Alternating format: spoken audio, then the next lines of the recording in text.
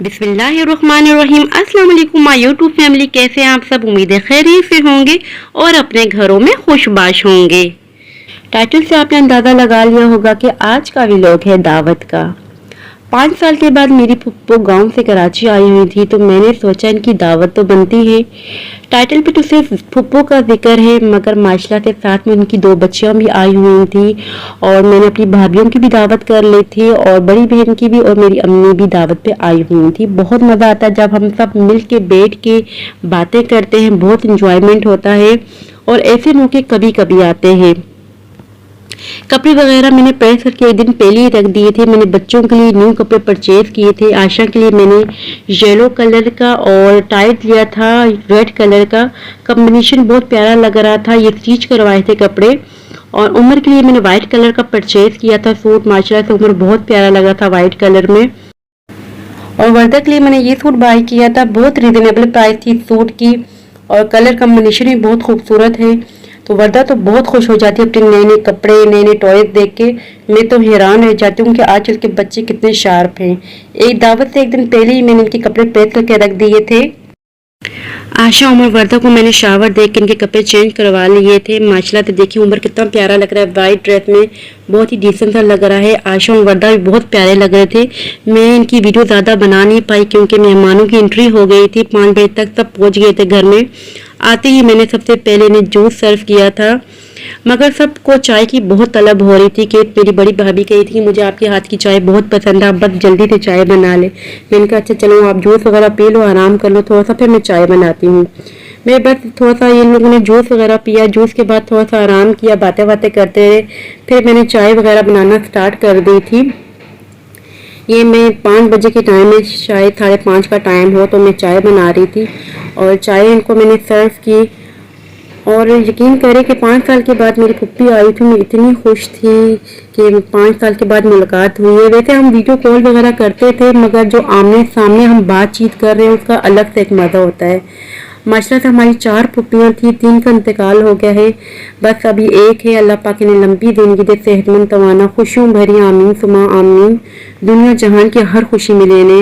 हमारी माशाल्लाह से पुप्पियाँ बहुत अच्छी थी, ऐसी नहीं कि लड़ाका हो या ऐसी वैसी हो, माशाल्लाह से बहुत ही ज़्यादा अच्छी थी। हमें बहुत प्यार करने वाली माशाल्लाह से पुप्पियाँ मिली थी। और यहाँ मैंने लब्बी शीरी बना के रख दी थी। ये मैंने अपनी बड़ी भाभी की फरमाइश पे बनाई थी, क्योंकि मैं जब भी दावत करती हूँ ना, सबसे पहले उनसे उनकी पसंद के बारे में पूछ लेती हूँ कि आप लोगों को क्या पसंद है। बड़ी भाभी ने कहा था कि मेरे लिए लब्बी शीरी आपने लाजमी बनानी है, तो उनकी फरमाइश पे मैंने बनाई थी लब्बी शीरी। और लब्बी शीरी मैंने इनके आए से पहले ही बना दी थी और फ्रिज में रख दी थी। और इसकी रेसिपी मैं आप लोगों से बहुत जल्द शेयर करूँगी इंशाल्लाह से। और साथ ही मैंने बिरयानी बना ली थी, टिक्का बिरयानी, और ये इतनी मज़े की बनी थी, यकीन करें सब इतनी तारीफ़ कर रहे थे, बहुत ही मज़ेदार थी। मैंने ये टिक्का बिरयानी बनाई थी, इसकी रेसिपी मैं आपसे शेयर करूँगी। ये मेरी फुप्पी और बच्चों की पसंद की, बच्चों को तो चावल बहुत पसंद है। माशाल्लाह से बहुत ही अच्छा दिन गुजरा था, हंसी मजाक खूब होता रहा। माशाल्लाह से भाभियाँ हमारी बहुत अच्छी हैं और जो फुप्पू की बेटियाँ आई हुई थी माशाल्लाह से वो तो बहुत ही अच्छी बच्चियाँ हैं। लग ही नहीं रहा था कि हमारी पहली मुलाकात है, क्योंकि पहली बार वो कराची आई हुई थी। बहुत ही प्यारी बच्चियाँ हैं, अल्लाह पाक इनकी नसीब भी बहुत अच्छे करे।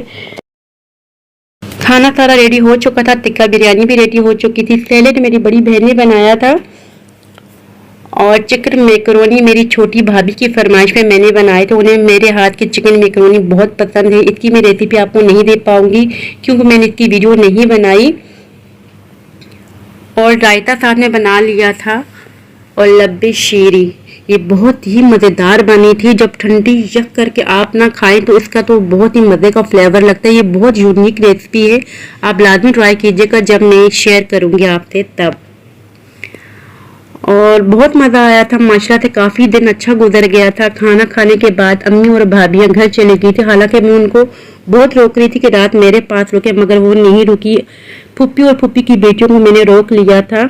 बड़ी बहन भी यहीं रुक गई थी, मैंने उन्हें रोक लिया था। और मैं तो रात को सो गई थी जल्दी, तकरीबन 12 साढ़े 12 बजे में सो गई थी। ये लोग रात को जागते रहे, बातें बातें करते रहे, क्योंकि मैं सुबह से उठी हुई थी, काफ़ी काम वाम थे, बहुत थकावट हो गई थी, इसी वजह से जल्दी सो गई थी। और सुबह का ये ब्रेकफास्ट बाहर से पराठे वगैरह मंगवा लिए थे اور بہت سمپل سا بس ناشتہ تھا ہمارا. بریک فاسٹ میں یہی چیزیں میں نے منگوائی تھی باہر سے، سب کچھ ارینج کیا تھا کیونکہ کافی لیٹ اٹھے تھے ہم لوگ. اور یہ دوپہر میں بچوں کی فرمائش میں نے بنائے تھے آلو چاول. بس انہیں بہت پسند ہے چاول، اسی وجہ سے وہ کہہ رہے تھے کہ ہمارے لیے چاول بنائے جائے. تو میں تو سوچ رہی تھی کہ قورمہ بنا لیتی ہوں، مگر ان لوگوں نے کہا نہیں، ہمارے لیے آلو چاول بنا لینا آپ.